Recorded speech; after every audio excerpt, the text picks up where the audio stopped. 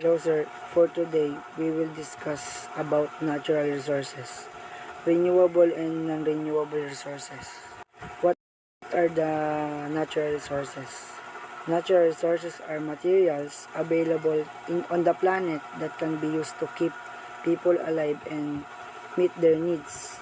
A natural resource may not be any natural substance that humans utilize. So basically, itong mga renewable resources na to is kailangan natin mga tao para mabuhay dito sa earth. This includes oil, coal, natural gas, metal, stone, sand, air, sunlight, soil, and water. Natural resources may also include animals, birds, fish, and vegetation. So ito nga, basically, lahat ng mga nabanggit dito na natural resources is kailangan ng tao para mabuhay dito sa earth. So, there are two classification of natural resources: renewable resources and non-renewable resources. So, ano nga ba yung renewable resources? Renewable resources are an energy source that cannot be depleted and are able to supply a continuous source of clean energy. So, itong mga renewable resources natin is nagkakaroon ng unlimited supply. So, hindi siya ibig sabihin is napapalitan siya. So, nagkakaroon tayo ng unlimited supply sa renewable resources over a short period of time. So, ito naman sa kabila. Ito yung mga examples ng renewable resources: air, water, sunlight, tsaka wind. So, dito naman tayo sa non-renewable resources. A non-renewable resource is one that either does not regenerate or does not regenerate quickly enough to serve some human purpose in a sustainable way. But itong mga non-renewable resources, hindi siya nagre-regenerate ng mabilis. So, ang mga non-renewable resources natin is hindi unlimited supply. So, kailangan natin maging sustainable,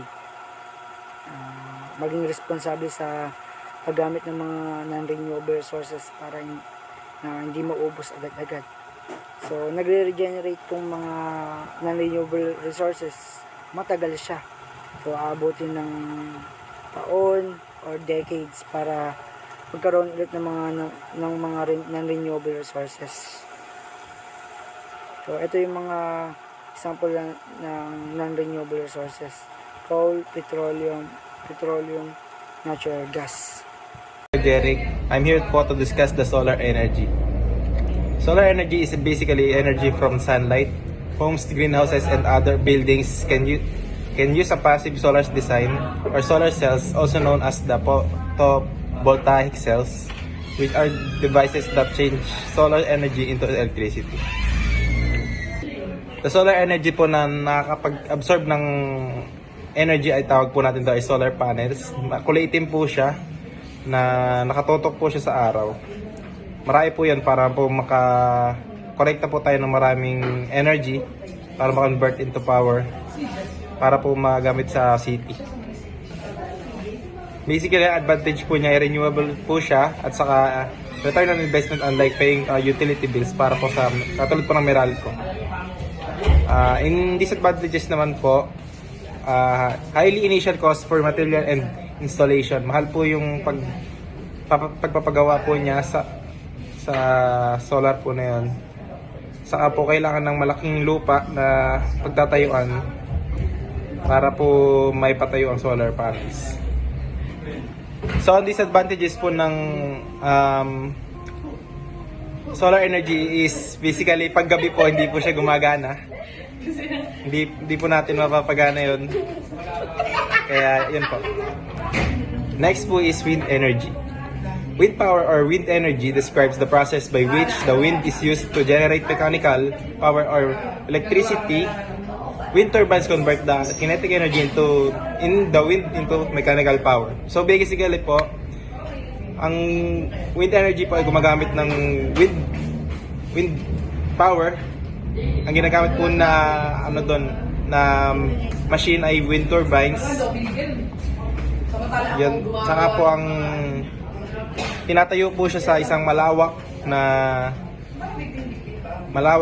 kalupaan para po para wala pong tamaan na mga animals, mga nabubuhay po sa gubat. Bawal po siya sa gubat, kumbaga.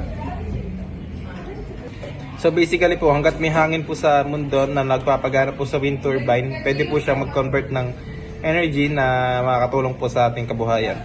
Yun lang po. Thank you po. Hi, my name is Rafael Olaksamana and this is my part from our group, Hydropower Energy. Hydropower is power that is generated from moving water, such as a river. Hydropower is a renewable energy source. This means that using a dam or river to generate electricity doesn't use up any limited resource like coal or gasoline.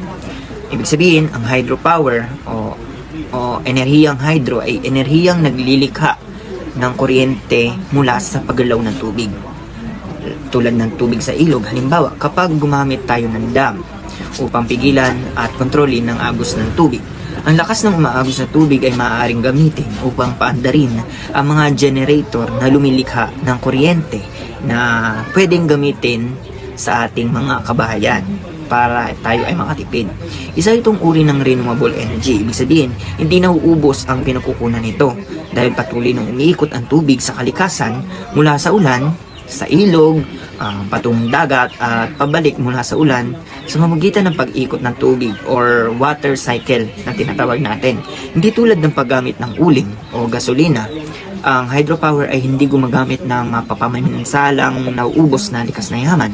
Kaya't mas maganda ito para sa kapaligiran at mas ligtas sa kalikasan sa pagmamatagalang panahon.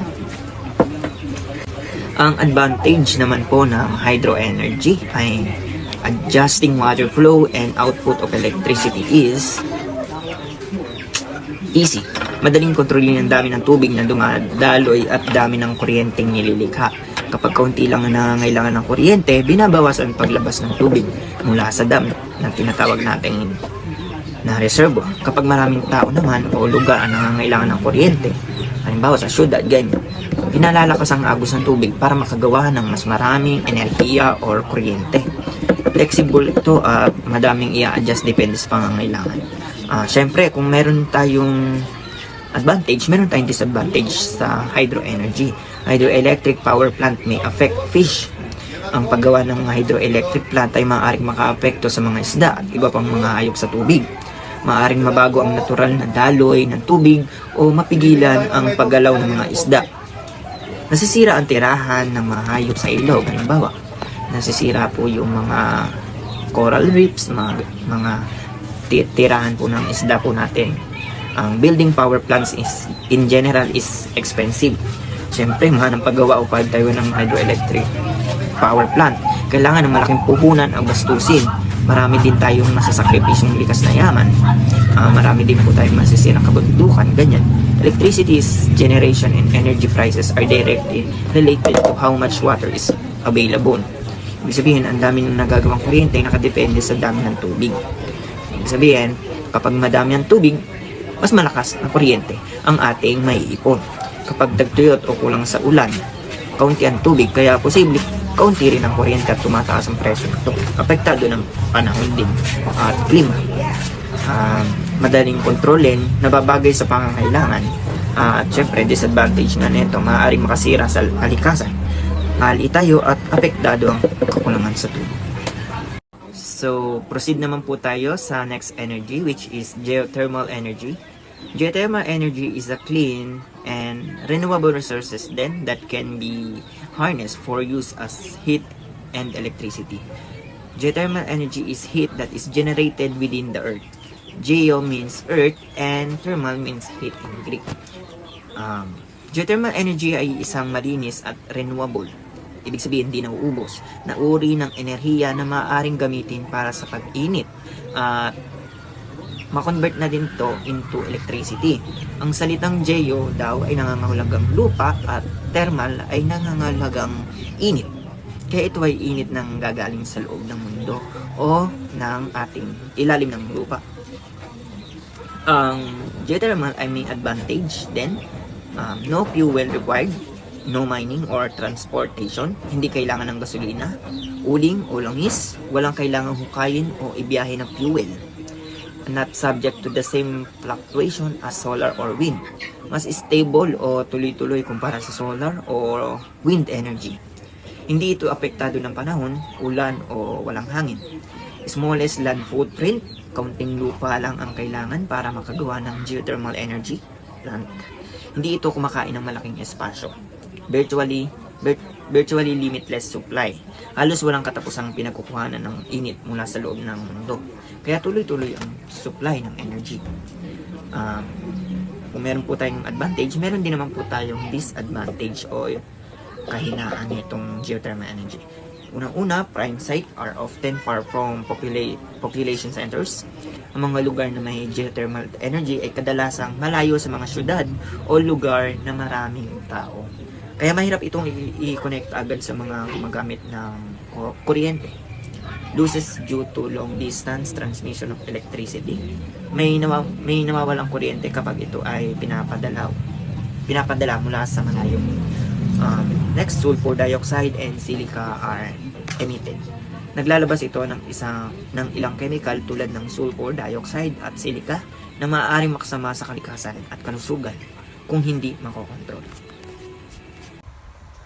Biomass.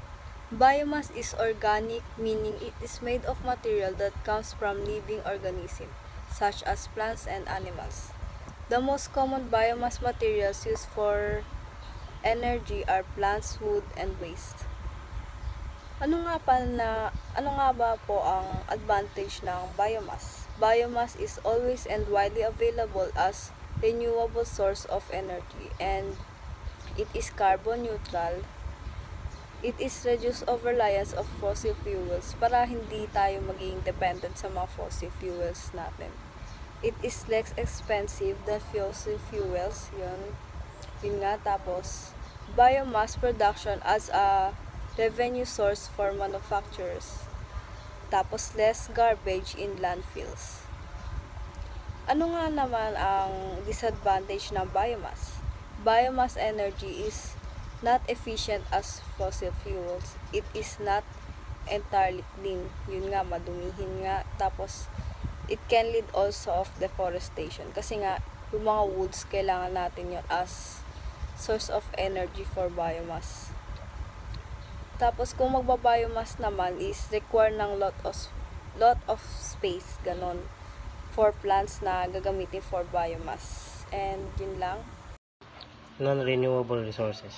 Number 1, oil. Number 2, natural gas. 3, coal. And number 4 is nuclear resources. Oil. Liquid petroleum. Crude oil is the only non-renewable resources in fluid form. A fossil fuel that is being used up faster than new reserves are discovered. The soil supply may only last through the middle of this century. Industrial nation, with the US far in the lead, are the biggest consumer of the crude oil. Gasoline, heating oil, and the diesel fuel are the primary uses of the resource. Although manufacturers utilize oil as the base for such products as plastic and industrial chemicals. Natural gas.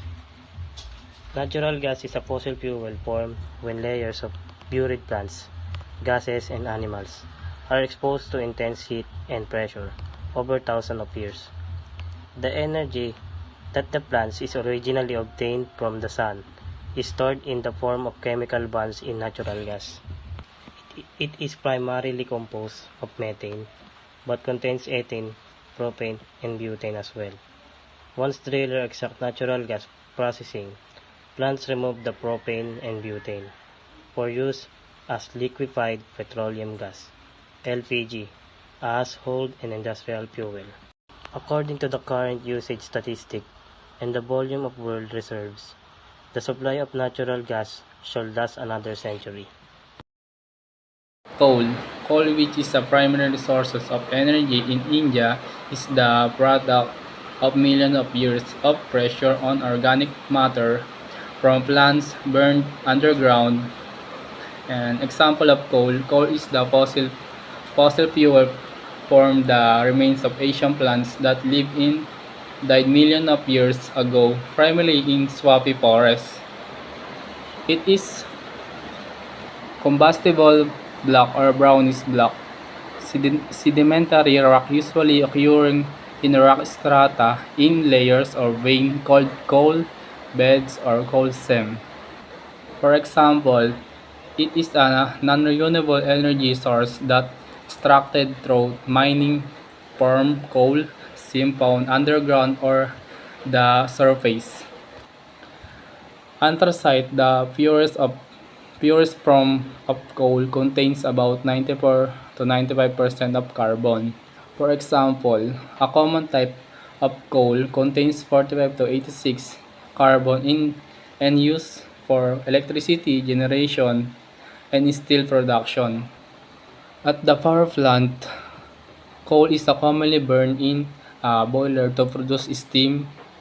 The steam is run through a turbine to generate electricity. For example, in a power station, coal is burned in a furnace to heat water in boiler, producing high pressure steam that drives to turbine. The global supplies of coal, given the current rate at which is used, should last at least 2 more centuries. For example, although coal is abdomen, its environmental impact and carbon emission are leading to shift toward cleaner energy resources. Nuclear resources. Nuclear power or nuclear energy is the use of exothermic nuclear processes to generate useful heat and electricity. The term includes nuclear fission, nuclear decay, and nuclear fusion. Presently, the nuclear fission of elements in the actinide series of the periodic table produce the vast majority of nuclear energy in the direct service of humankind. In nuclear fission, neutrons is smashed into the nucleus of uranium atoms and release energy in the form of heat. Water is converted to steam by this heat and it is used to drive the turbine. Why are natural resources are important? Importance of natural resources are they are crucial in maintaining a balance in our ecosystem to be able to cater to the needs of the ever-growing population. Another importance of natural resources are resources serve as raw material for large-scale industries and commercial purposes. Wise consumption of non-renewable resources such as coal and petroleum. Another importance of natural resources are the availability of fresh water is decreasing by the day, so it is important to use water carefully. Water is used to produce electricity in dams and reservoirs. Importance of natural resources. Wind energy is also used in turbines and to produce electricity. Helps in the socio-economic development of a country. Another importance are solar energy is directly being used in home appliances such as solar water heaters, solar powered ventilation fans, batteries that are charged using solar power. Depletion of resources on Earth. Human activities are constantly harming the environment. With the advent of industrialization, the human population is growing rapidly. This has led to increased consumption of the Earth's resources. Overpopulation is the main cause of resource depletion. Overexploitation of the resources has led to the depletion of the Earth's natural resources and deforestation. Depletion of resources on Earth. Loss of biodiversity. pollution has led to the contamination of resources, industrialization, and erosion.